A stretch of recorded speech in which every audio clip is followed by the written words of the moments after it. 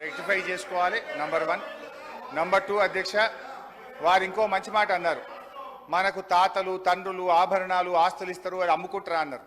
మరి మీ ఉప ముఖ్యమంత్రి గారి బడ్జెట్లో 24,000 కోట్లు భూములు అమ్మి ఈ బడ్జెట్కు నిధులు సమకూరుస్తా అన్నారు. దాన్ని ఏమంటారో ముందు సమాధానం చెప్పండి. నంబర్ 2. నంబర్ 3, మహబూబ్ నగర్ ఎంపీగా కేసీఆర్ గారు ఏం చేసిండ్రు అన్నారు. మీరున్న గత తెలుగుదేశం పార్టీ, మీరిప్పుడున్న కాంగ్రెస్ పార్టీ, మీరిద్దరే పాలమూరు వెనుకబాటుతనానికి కారణం.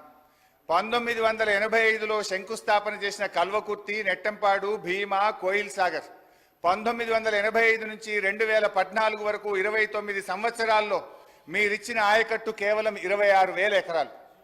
మేం ప్రభుత్వంలోకి రాగానే 4,000 కోట్లు ఖర్చు పెట్టి 6,36,000 ఎకరాలకు నీళ్లు ఇచ్చింది నిజమా కాదా అని నేను అడుగుతా ఉన్నా.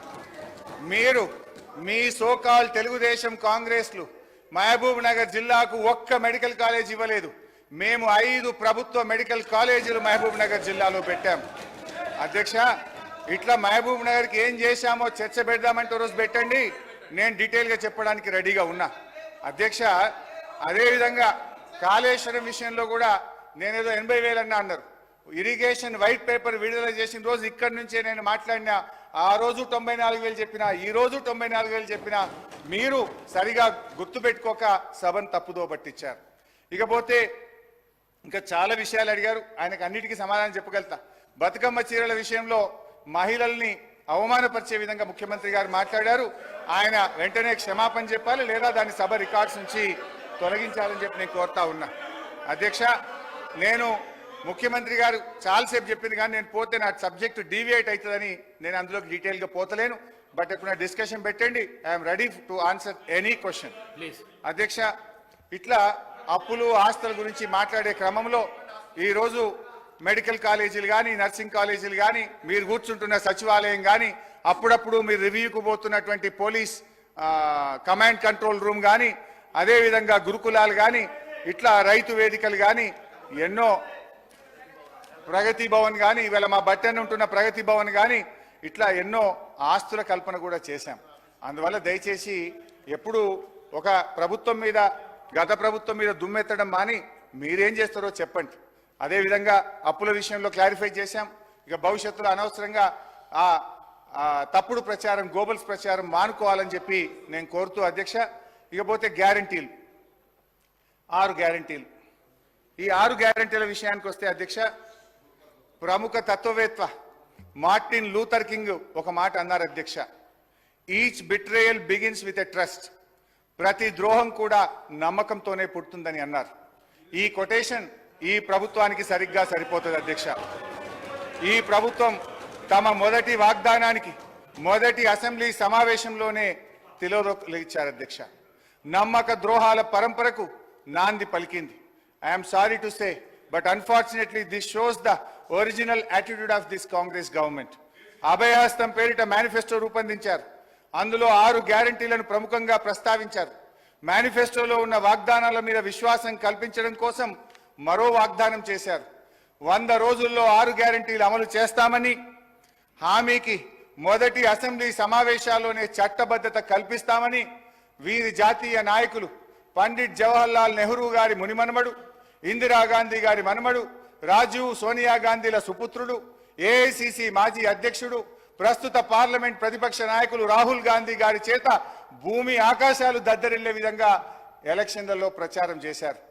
వారలా ప్రకటించగానే పిసిసి అధ్యక్షుడు, అదేవిధంగా సిఎల్పి లీడర్ గారు ఈ రకంగా మాది గ్యారంటీ కార్డు అని ఇద్దరు చెరొక దిక్కు సంతకాలు పెట్టి ఇంటింటికి పంచిండ్రు. ఏం రాశారు అధ్యక్ష దీని మీద? హరీష్ రావు గారు 100 రోజుల్లో నెరవేరుతుంది ప్రతి గ్యారంటీ. హరీష్ రావు గారు అధ్యక్ష, బాధ కలిగే మినిస్టర్ గారు చట్టబద్ధత హామీ ఏమైందో ఏ కాంగ్రెస్ నాయకులు కూడా దాని గురించి మాట్లాడతారు. ముఖ్యమంత్రి గారిని అడుగుదామంటే ఆయనను, గౌరవ ముఖ్యమంత్రి గారిని మాట్లాడిచ్చే వశం కాదు అధ్యక్ష. ఆయనను మాట్లాడిస్తే ఇక ప్రతిపక్షం మీద రగిలిపోతారు, ఫ్రస్ట్రేషన్తో పగిలిపోతూ మాట్లాడుతుంటాడు.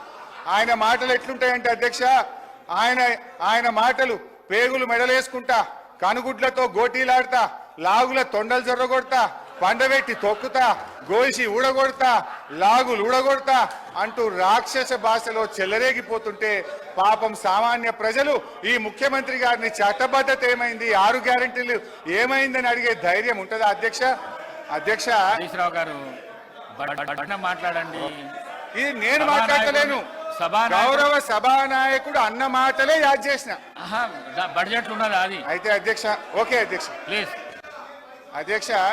అయితే అధ్యక్ష, ఒకరోజు గౌరవ ముఖ్యమంత్రి గారు అల్లూరి సీతారామరాజు గారి కార్యక్రమానికి వెళ్ళారు హైదరాబాద్లో. నేను అనుకోకుండా టీవీ చూస్తున్నాను. అల్లూరి సీతారామరాజు గారి జన్మదిన కార్యక్రమం అనుకుంటా వెంకయ్య నాయుడు గారు వేదిక మీద ఉన్నారు. ఆ వేదికలో మాట్లాడుతూ వెంకయ్య నాయుడు గారు, కొంతమంది ప్రముఖులు రాజకీయాల్లో భాష బాగలేదు, రోజు రోజుకు దిగజారిపోతుంది, బడ్జెటే దిగజారిపోతుంది అంటే ముఖ్యమంత్రి గారు ప్రామిస్ చేసిండు ఆ రోజు, ఇక ఈ ఆలట్ నుంచి నేను భాష మార్చుకుంటా, మంచిగా మాట్లాడతా అన్నాడు. కానీ మార్చుకోలేదు. సరే అధ్యక్ష, ఓకే అధ్యక్ష, ఐ రెస్పెక్ట్ యూ అధ్యక్ష. అధ్యక్ష నేను అధ్యక్ష, వారట్లా మాట్లాడినా మాకు అభ్యంతరం లేదు అధ్యక్ష. మా బాధల్లా ఆ ముఖ్యమంత్రి కుర్చీకుండే గౌరవం పెరగాలి, ఈ రాష్ట్రం యొక్క ప్రతిష్ట మసకబారద్దనేదే మా తాపత్రయం తప్ప వేరే లేదు. ఒక చిన్న ఎగ్జాంపుల్ చెప్తా అధ్యక్ష. గ్రూప్ 2 ఉద్యోగాల కోసం నిరుద్యోగులందరూ కూడా రోడ్ల మీదకి వచ్చి వాళ్ళు వాయిదా వేయాలని అడిగితే గౌరవ ముఖ్యమంత్రి గారు ఏమన్నారంటే, ఎవరైనా వాయిదా వేయమని అడిగేది, సన్నాసులు అడుగుతున్నారు వాయిదా వేయమని అన్నారు. అన్నాక 3 రోజులకే వాయిదా వేసింది. మరి ఇప్పుడు ఎవరు సన్నాసులు అంటే? నేను అనేది ఏంటంటే అధ్యక్ష, దయచేసి అట్లా మాట్లాడకూడదు. అదేవిధంగా మోతీలాల్ అనే ఒక నిరుద్యోగి నిరాహార దీక్ష చేస్తే ముఖ్యమంత్రి గారు ఏమన్నారంటే, ఆయన అప్లికేషనే పెట్టలేదు, ఆయనకు అసలు హాల్ టికెటే లేదు అన్నాడు. తెల్లారైన 3 హాల్ టికెట్లు బయట పెట్టిండు. ఎవరి గౌరవం దెబ్బతిన్నది? మేమనేది ఒక ముఖ్యమంత్రి స్థాయిలో ఉన్నప్పుడు బాధ్యతాయుతంగా మాట్లాడితే రాష్ట్ర గౌరవం బాగుంటుంది, వారికి కూడా మంచిగా ఉంటుంది. ముఖ్యమంత్రి గారి రాజకీయ రొదలో, తిట్ల దాడిలో 6 గ్యారెంటీల చట్టబద్ధత ఏమైంది మహాప్రభు అనే. 1 మినిట్ సార్, ఒకటి సార్ గౌరవ సభ్యుడు స్పీకర్ సార్, నేను మీ మాట మీద గౌరవం పెట్టి స్పీకర్ సార్ ఏ మంత్రికి కూడా అవకాశం ఇవ్వకుండా గంటన్నర నుంచి నేను మీ మాటలు వింటున్నాను. మీరు డీవియేషన్ కాకండి, బడ్జెట్ పైనే మాట్లాడండి. మీరు బడ్జెట్ పైనే మాట్లాడండి ప్లీజ్. స్పీకర్ సార్ ఆగండి.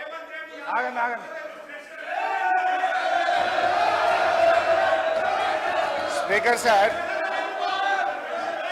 సార్ ఇప్పుడు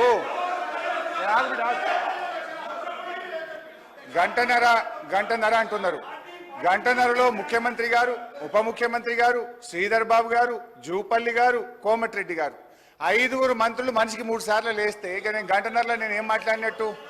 ఈజ్ ఇట్ నాట్ డిస్టర్బెన్స్ అధ్యక్ష? ఒకటి. రెండోది అధ్యక్ష, ఇప్పుడు నేను కోమటిరెడ్డి గారికి ఘాటుగా సమాధానం చెప్పగలుగుతా, కానీ నా బాధ ఏంటంటే ఇట్ విల్ డీవియేట్. ఆయనకేమో ఆఫ్ నాలెడ్జ్. ఇప్పుడు ఆయన ఏం మాట్లాడిండు? ఆఫ్ నాలెడ్జ్ అధ్యక్ష. హరీష్ రావు గారు, ఐ విల్ టెల్ బట్టి గారు చేసిన అంకెల గారెడి వారికి అర్థం కాలే. వారు పెట్టిన అగ్రికల్చర్ 72,000 కోట్లలో అన్ననే ఇరిగేషన్ ఉన్నది, అన్ననే కరెంట్ ఉన్నది, అన్ని కలిపి మాయ చేసి అగ్రికల్చర్కి ఏదో ఎక్కువ పెట్టినా అని బట్టి గారు చేసిన మాయను ఆయన అర్థం చేసుకోక అగ్రికల్చర్ 72 వేరే చెప్పిండు, ఇరిగేషన్ 22 వేరేగా చెప్పిండు. అందువల్ల నేను ఆ మాట అన్న తప్ప వేరే అనలే. ఆయనకి ఇబ్బంది అయితే నాకు అభ్యంతరం లేదు అధ్యక్ష. ఇకపోతే అధ్యక్ష, నేను ఒకటే విషయం గౌరవనీయులు బట్టి గారిని కోరుతా ఉన్నా అధ్యక్ష. ఐ డిమాండ్, మీకు ప్రజల పట్ల ఏమాత్రం ప్రేమ అభిమానాలున్నా, భయభక్తులున్నా, మీరిచ్చిన హామీల మీద ఏమాత్రం గౌరవం ఉన్నా ఒప్పుకోండి. మీకు నీతి నిజాయితీ ఉంటే ఈ బడ్జెట్ ప్రసంగంలో మొదటి వ్యాఖ్యలోనే తెలంగాణ ప్రజలారా మమ్మల్ని క్షమించండి, మేము మాట తప్పినాం, 100 రోజుల్లో 6 గ్యారెంటీలు అమలు చేయలేకపోయినాము అని కన్ఫెషన్ నోట్తో ఉండాల్సి ఉంది అధ్యక్ష. నేను డిమాండ్ చేస్తా ఉన్నా, ఇప్పటికైనా తెలంగాణ ప్రజలకు క్షమాపణ చెప్పండి అని చెప్పి నేను డిమాండ్ చేస్తా ఉన్నా. బీఆర్ఎస్ పార్టీని లక్ష్యంగా చేసుకొని కాదు, ప్రజల్ని లక్ష్యంగా చేసుకొని మీరు మాట్లాడాల్సింది. ప్రజల్ని లక్ష్యంగా చేసుకుంటే ప్రజలు ఇష్టపడతారు, ప్రజలు గమనిస్తున్నారు. ప్రజల పట్ల జవాబుదారీతనంతో వ్యవహరించండి. అభయహస్తం మేనిఫెస్టోలో 6 గ్యారంటీల్లో 13 హామీలు ఉన్నాయి. వాటి అమలు మాట అటుంచి 13 హామీల ప్రస్తావన కూడా భట్టి గారి బడ్జెట్ ప్రసంగంలో లేకపోవడం నిజంగా దురదృష్టకరం. ఓటాన్ అకౌంట్లో 6 గ్యారంటీల అమలు కోసం 53,000 కోట్లు పెడితే పూర్తి బడ్జెట్ లో అది 47,000కు తగ్గిపోయింది అధ్యక్ష. పెరుగుతుందని ఆశించాం. ఓటాన్ అకౌంట్ లో 53,000 కోట్లు పెట్టి పూర్తి స్థాయి బడ్జెట్ లో 6 గ్యారంటీల అమలుకు కోత పెట్టి 47,000 కోట్లకు తగ్గించారు అధ్యక్ష. ఇవాళ మీరు ఇచ్చిన హామీలు ఒకసారి గమనిస్తే ఎన్ని డోకాలు చేసింది అధ్యక్ష. డోకా లేకుండా తెలంగాణ ప్రజలకు ఒక్కటన్ని అమలు చేసింది అధ్యక్ష. మీరు 6 గ్యారెంటీలో చెప్పారు ప్రతి మహిళకు నెలకు 2,500 ఢోకా, అవ్వ తాతలకు 4,000 పింఛన్ ఢోకా, దివ్యాంగులకు 6,000 పెన్షన్ ఢోకా, అన్ని పంటలకు మద్దతు ధరకు 500 బోనస్, కళ్యాణ లక్ష్మి వెంట తులం బంగారం, ప్రతిరోజు సీఎం ప్రజా దర్బార్, ప్రభుత్వంలో ఆర్టీసీ విలీనం, నిరుద్యోగ భృతి 4,000, ఉద్యోగ ఉపాధ్యాయులకు 4 డిఏలు పిఆర్సి, మొదటి ఏడాది 2 లక్షల ఉద్యోగాలు, 25,000 పోస్టులతో మెగా డిఎస్సి, విద్యార్థులకు 5 లక్షల విద్యా భరోసా కార్డు, డిసెంబర్ 9 రైతులందరికీ 2 లక్షల రుణమాఫీ, రైతు భరోసా రైతన్నలకు కౌలు రైతులకు 15,000 డోకా, ఆటో డ్రైవర్లకు 12,000 ఆర్థిక సహాయం. డోకా డోకా డోకా కాంగ్రెస్ పార్టీయే ఒక పెద్ద డోకాగా మారింది అధ్యక్ష. మహాలక్ష్మి కాంగ్రెస్ మేనిఫెస్టోలో మొట్టమొదటి హామీ మహాలక్ష్మి పథకం. దాంట్లో మహిళలందరినీ ఆకర్షించి ప్రధానమైన అంశం ఆ మహిళలకు నెలకు 2,500 చెల్లిస్తామని ఆ రోజు చెప్పారు అధ్యక్ష. కానీ అధికారంలో వచ్చి 8 నెలలు గడిచిపోయింది. మీరు ఇప్పటికే అమలు చేసి ఉంటే ప్రతి మహిళ అకౌంట్లో 20,000 రూపాయలు పడి ఉండేవి. ఇవాళ బడ్జెట్ లో అయినా మహాలక్ష్మి కోసం ఏమైనా లక్ష్మిని కేటాయించారంటే లేదు అధ్యక్ష. మహాలక్ష్మి పథకం కోసం గత ఓటాన్ అకౌంట్ లో 4,500 కోట్లు ప్రతిపాదించారు. కానీ పూర్తి స్థాయి బడ్జెట్ వచ్చేసరికి మహాలక్ష్మి మాయమైంది అధ్యక్ష. పార్లమెంట్ ఎన్నికల ముందు ఓట్ల కోసం పెట్టారు, ఇప్పుడు అమలు విషయంలో మొండి చేయి చూపారు అధ్యక్ష. ఇందిరమ్మ రాజ్యంలో మహిళలకు జరుగుతున్న న్యాయం ఇది అధ్యక్ష. నేను వారిని కోరేది ఒకటే, మహాలక్ష్మి పథకాన్ని మీరు సత్వరమే అమలు చేయండి, బడ్జెట్ లో నిధులు కేటాయించండి. లేదంటే తెలంగాణ మహాలక్ష్ములు మీ పాలిట మహాకాలులవుతారు, జాగ్రత్త అని చెప్పి హెచ్చరిస్తా ఉన్నాను. అదేవిధంగా గ్యాస్ సిలిండర్ అధ్యక్ష, ఎన్నికల ముందు 500కే గ్యాస్ సిలిండర్ అందరికీ అన్నారు అధ్యక్ష. కానీ ఇవాళ షరతులు పెట్టారు. హరీష్ రావు గారు కన్క్లూడ్ చేయండి. సబ్జెక్ట్ కన్క్లూడ్ చేయండి ప్లీజ్. సాధారణంగా వ్యాపార ప్రకటనలో ఈ రకమైన వైఖరి ఉంటది. పెద్ద అక్షరాలతో ఆకర్షణీయమైన ఆఫర్ పెట్టి కిందెక్కడో చిన్న చిన్న షరతులు వర్తిస్తాయని కనిపించకుండా పెట్టారు. ప్రభుత్వ వైఖరి కూడా వ్యాపార వ్యవహారాల వలె ఉండడం శోచనీయం అధ్యక్ష. మేం కోరేది ఒక్కటే, తెల్ల రేషన్ కార్డులు ఉన్న వారి అందరికీ ఈ ఉచిత గ్యాస్ సిలిండర్ సబ్సిడీ పథకాన్ని వర్తింపజేయాలని కోరుతా ఉన్నాం అధ్యక్ష. మహిళలకు ఉచిత బస్సు ప్రయాణం పెట్టారు, మంచిదే, మేము వెల్కమ్ చేస్తున్నాం.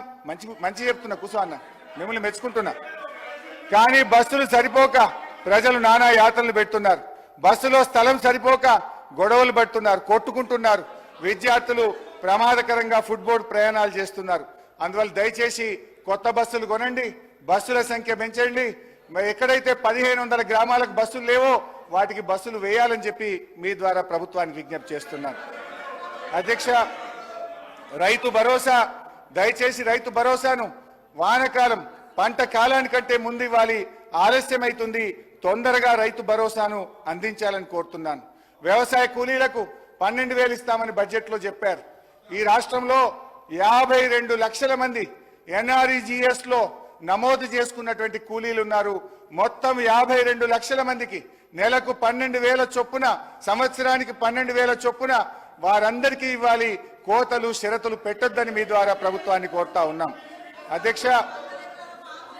కాంగ్రెస్ పార్టీ మేనిఫెస్టోలో అభయ హస్తంలో భాగంగా ప్రకటించిన వరంగల్ రైతు డిక్లరేషన్ లో బోనస్ ఇచ్చే పంటల లిస్టు స్పష్టంగా పేర్కొన్నారు. వరి, మొక్కజొన్న, కందులు, సోయాబీన్, పత్తి, మిర్చి, పసుపు, ఎర్రజొన్న, చెరుకు, జొన్న అన్నింటికీ 500 బోనస్ ఇస్తామన్నారు. వీటి మద్దతు ధరలకు అదనంగా 500 బోనస్ ఇచ్చి మొత్తాన్ని కూడా చాలా క్లారిటీగా మేనిఫెస్టోలో చెప్పారు. ఇప్పుడు ఏమంటున్నారు? బోనస్ కేవలం వరికే అంటున్నారు. అది కూడా కేవలం సన్నాలకు మాత్రమే అని సన్నాయి నొక్కులు నొక్కుతా ఉన్నారు. డిక్లరేషన్ లో ఆ రోజు మీరు పెట్టిన వరికి మద్దతు ధర 2183 అనేది దొడ్డు రకం వడ్ల మద్దతు ధర. ఇంత స్పష్టంగా పేర్కొని ఇప్పుడు సన్నాలకు మాత్రమే అని ఎట్లా ప్రకటిస్తారు అని అడుగుతా ఉన్నా. హరీష్ రావు గారు, 1 మినిట్. ముఖ్యమంత్రి గారు, డిప్యూటీ సీఎం గారు, ఇలే మినిస్టర్ గారు, కోమటిరెడ్డి వెంకటరెడ్డి గారు, జూపల్లి కృష్ణారావు గారు అందరు కలిసి 30 నిమిషాలు వాళ్ళు మాట్లాడిండ్రు. మీరు ఇప్పటిదాకా 68 నిమిషాలు మీరు మాట్లాడిండ్రు.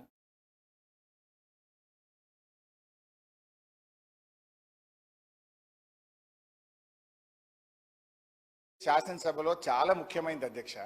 మీరు ఇట్లా మా గొంతు నొక్కే ప్రయత్నం చేయొద్దు. నేను సబ్జెక్ట్ డీవియేట్ కాను అధ్యక్ష, సబ్జెక్ట్ మీదనే మాట్లాడతాను అధ్యక్ష. ఇప్పుడు 5 మంత్రులు ముఖ్యమంత్రి గారు మాట్లాడితే వాళ్ళకి సమాధానం చెప్పడానికే పావు గంట పోయింది కదా సార్. నా టైం డీవియేట్ అయింది కదా సార్. దయచేసి కైండ్లీ కోఆపరేట్ అధ్యక్ష. తెలంగాణలో మనకు పండేదే 90% దొడ్డు వడ్లు అధ్యక్ష.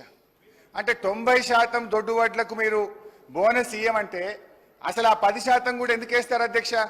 అందులో మెజారిటీ ఇంటి మందం తిండి గింజల కోసం రైతులు సన్నవడ్లు వేసుకుంటారు. అంటే మార్కెట్లకు వచ్చే దొడ్డు వడ్లకు ఇయ్యమంటే ఇది రైతులకు మీరు మాట ఇచ్చిన వడ్లకు బోనస్ బోగస్ అవుతుంది. దయచేసి మీరు మేనిఫెస్టోలో చెప్పినట్టు అన్ని పంటలకు అన్ని రకాల వడ్లకు బోనస్ ఇవ్వండి అని చెప్పి నేను కోరుతా ఉన్నా అధ్యక్ష. సన్నాల సాగు పెంచండి, కానీ దొడ్డు రకానికి ద్రోహం చేయకండి అని మీ ద్వారా ప్రభుత్వాన్ని కోరుతున్నా అధ్యక్ష.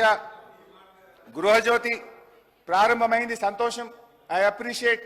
కానీ గృహజ్యోతి కూడా పాక్షికంగానే జరుగుతూ ఉంది. నేను కోరేది ఒక్కటే, రాష్ట్రంలో 90 లక్షల తెల్ల రేషన్ కార్డు హోల్డర్స్ ఉన్నారు. తెల్ల రేషన్ కార్డు ఉన్న ప్రతి ఒక్కరికి 200 యూనిట్ల వరకు గృహజ్యోతిని వర్తింపజేసి న్యాయం చేయాలని చెప్పి నేను గౌరవ ప్రభుత్వాన్ని, ఉప ముఖ్యమంత్రి గారిని కోరుతా ఉన్నా అధ్యక్ష.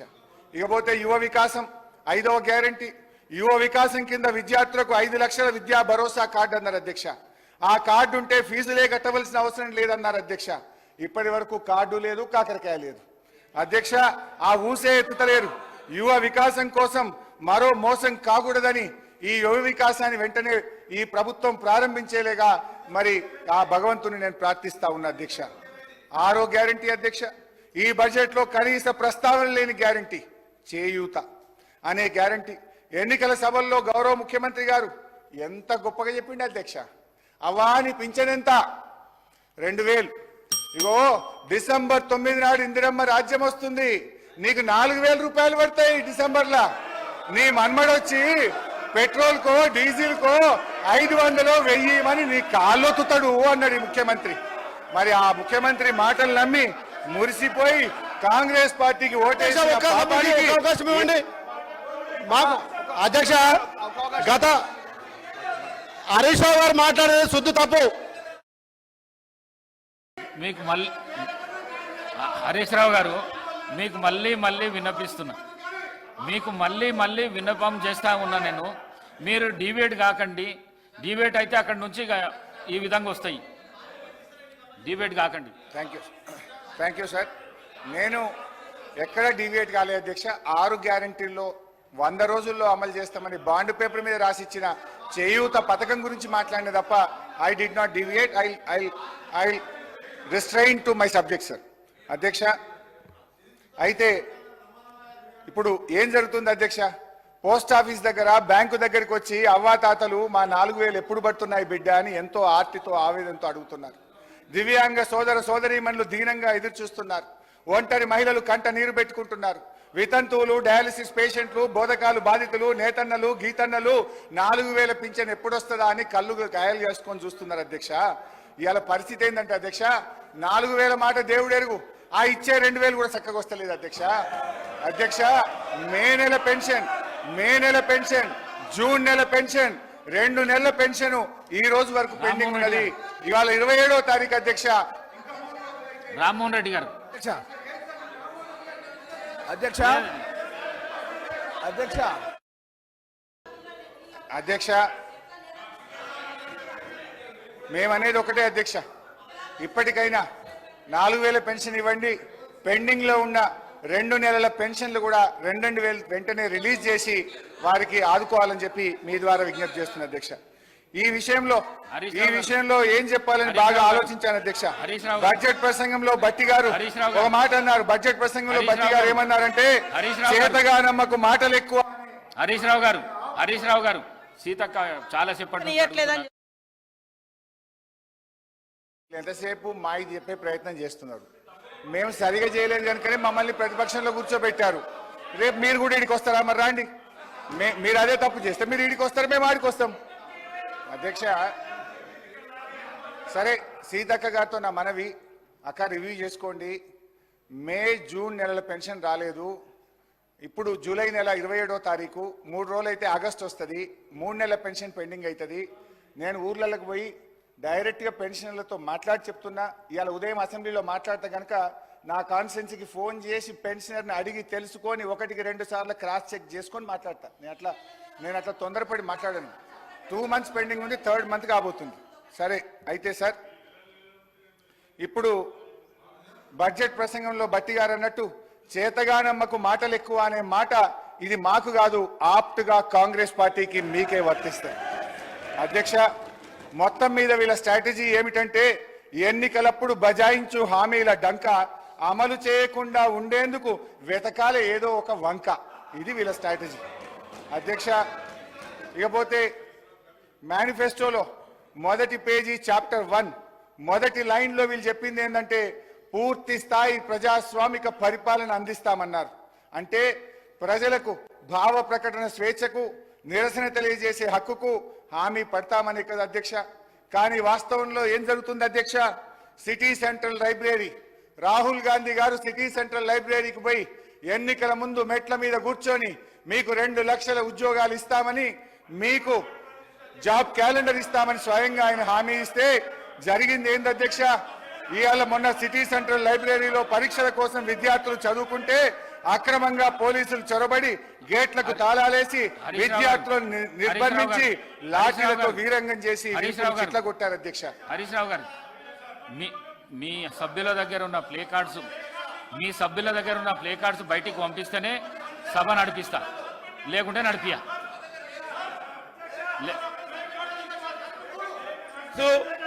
ప్లే కార్డ్స్ కు సంబంధించి రేవంత్ రెడ్డి గారి ప్రజా పాలన ప్రతాపం చూసి పాపం కాలోజీ ఆత్మ ఎంత తల్లడిల్లిందో, కాలోజీ నా గొడవ ఎంత ఘోషించిందో అధ్యక్ష.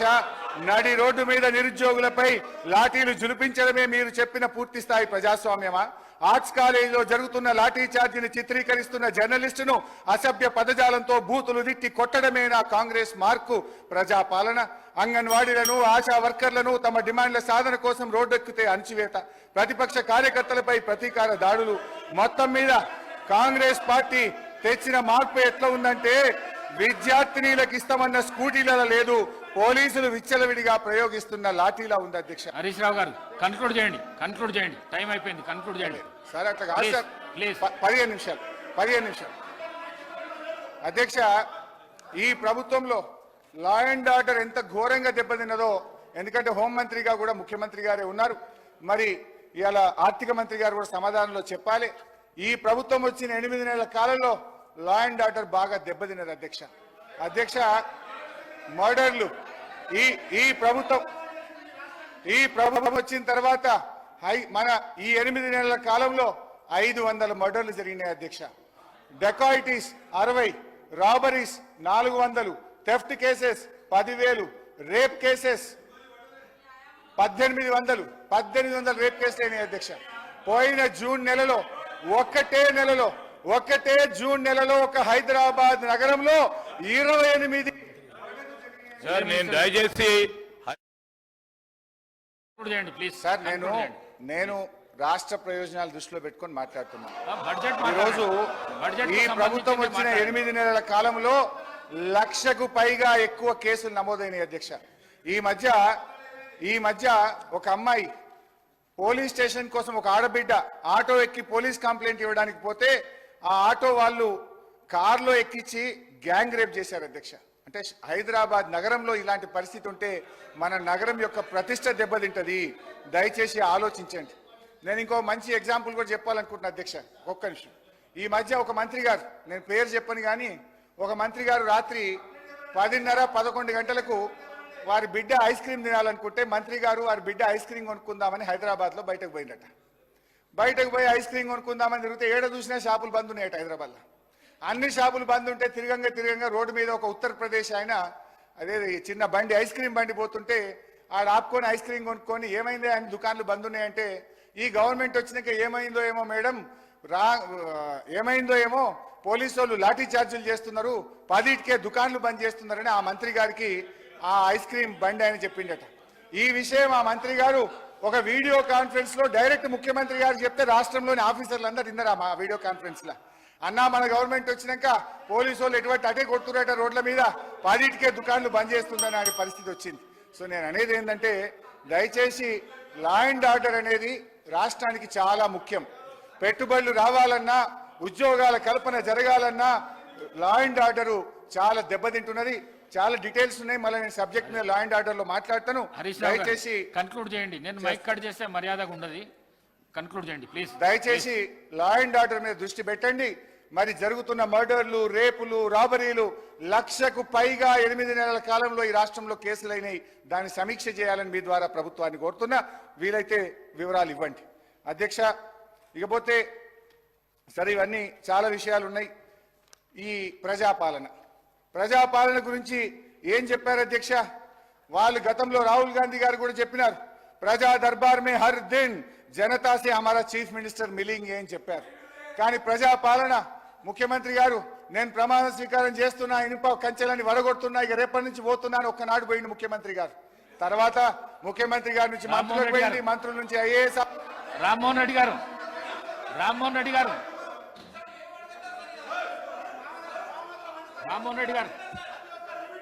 ముఖ్యమంత్రి గారు, గౌరవ ముఖ్యమంత్రి గారు, అధ్యక్ష, గౌరవ ముఖ్యమంత్రి గారు